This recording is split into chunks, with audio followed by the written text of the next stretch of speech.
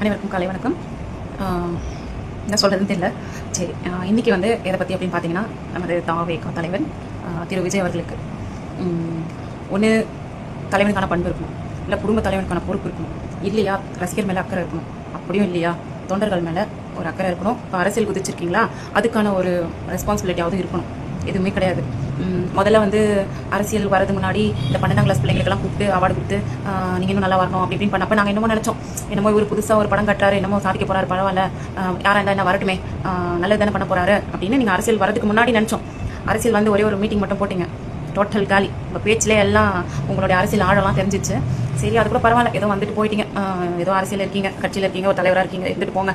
எல்லாத்தையும் விட்டுட்டு வந்துட்டேன், ஆடம்பரமான வாழ்க்கை விட்டுட்டேன், இத்தனை கோடி விட்டுட்டேன், அத்தனை கோடி விட்டேன், உங்களை விடவே சொல்லலை. இருந்தாலும் நீங்கள் வந்ததுக்கான காரணம் என்னன்னு உங்களுக்கும் தெரியும். அது கூட பரவாயில்ல. எல்லாம் இப்போ பரப்புரை ஆட்டுறதுக்கு வந்து பிரச்சாரம் பண்ணுறதுக்கு வந்து திமுக அரசு வந்து உங்களுக்கு பர்மிஷன் தர மாட்டேங்குது, சதி பண்ணுறாங்க, இது திமுகவோட சதி தான் அப்படின்னு சொல்லி ஒரு எப்போ பார்த்தாலும் உங்களுக்கு தூங்கி எழுந்தாலும் தூங்க போனாலும் உங்களுக்கு உங்கள் லைஃப்பில் எது நடந்தாலுமே அது திமுக தான் காரணம். திமுக இல்லாமல் உங்கள் மூச்சு கண்டிப்பாக நாளில் எடுக்க முடியாது, விட முடியாது. நீங்கள் உயிர் வாழ்றது காரணமே திமுக தான். அதுவும் எங்களுக்கு சந்தோஷம் தான். அப்படி ஒரு பேசிக் கான்செப்டே தெரியாமல் இருக்காரு. அதாவது இந்த பிரச்சாரத்துக்கெல்லாம் பர்மிஷன் யார் கொடுப்பாங்கன்ற ஒரு பேசிக் கான்செப்டே வந்து தெரியல. தேர்தல் ஆணையம் தான் கொடுக்கணும், நீங்கள் வந்து அவங்களுக்கு பெட்டிஷன் கொடுக்கணும், நான் இந்த மாதிரி இங்கே பிரச்சாரம் பண்ண போகிறேன், அங்கே பண்ண போகிறேன் சொன்னால் அவங்க பர்மிஷன் கொடுப்பாங்க. அது கூட தெரியாமல் சும்மா வாய்ப்பு வந்ததெல்லாம் அடிச்சு விட்டுக்கிட்டு சுற்றி இருப்பீங்க. சரி, போயிட்டு போ, எது வேணால் பண்ணிக்க. உங்களை ஒரு ஆளாகவே நாங்கள் மதிக்கல. எங்களுக்கு தேவை வந்து 200 மேலே தொகுதி ஜெயிக்கணும், அதுதான் எங்களோட குறிக்கோள். உங்களை மாதிரி சில்லற பசங்க கிட்டலாம் நாங்கள் கான்சன்ட்ரேட் அவ்வளோ பண்ணுறதில்ல. ஆனால் எங்களுக்கு கான்சன்ட்ரேட் எங்களே பண்ண விட மாட்டேங்கிறீங்களே. நிறைய ஃபன் பண்ணி எங்களை நல்லா குஷிப்படுத்துறீங்களே, ஜாலியாக இருக்கும். நாங்கள் உங்களோட நியூஸ் எல்லாம் ஒன்று வந்தாலே முன்னெல்லாம் வெறியாக இருந்தது. இப்போ வந்து ரொம்ப சிரிப்பு ஓவராக அப்படியே நிறைய காமெடி வீடியோலாம் பார்க்க தேவையில்ல. உங்கள் கட்சி சார்ந்தவங்க, உங்கள் கொள்கைங்க, நீங்கள் பண்ணுற மீட்டிங்க, நீங்கள் பண்ணுற அட்ராசிட்டியை பார்த்தாலே எங்களுக்கு கொள்கைலாம் போயிடுது.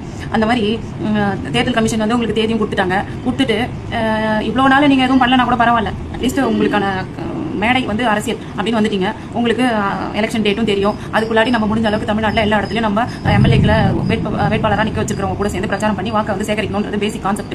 முடிஞ்ச அளவுக்கு படி போட்டு பார்த்தீங்க, எங்களுக்கு வந்து கேன்சல் பண்ணுறாங்க, நாங்கள் இங்கே வந்து பிரச்சாரம் பண்ண முடியாதுன்ட்டு. அது அவுட் ஆஃப் உங்கள் நாலேஜ் தாண்டி அது தேர்தல் கமிஷன் கொடுக்குறது. அப்படி கொடுத்தாலுமே நிறைய இடங்களில் வந்து நீங்கள் விஜய் வந்து அதில் கலந்துக்க மாட்டேங்கிறீங்க, நாள் வந்து ஒத்தி வைப்பு, நீங்கள் ஆப்சென்ட் அப்படின்னு சொல்லிட்டு கிளி நியூஸில் போட்டு கிளிக்கிறாங்க.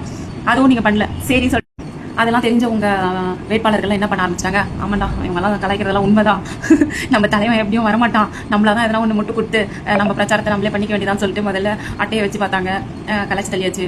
அடுத்து வந்து சில மாதிரி உங்களை மாதிரி ஒரு உருவபொம்மை வச்சு பிரச்சாரம் பண்ணாங்க.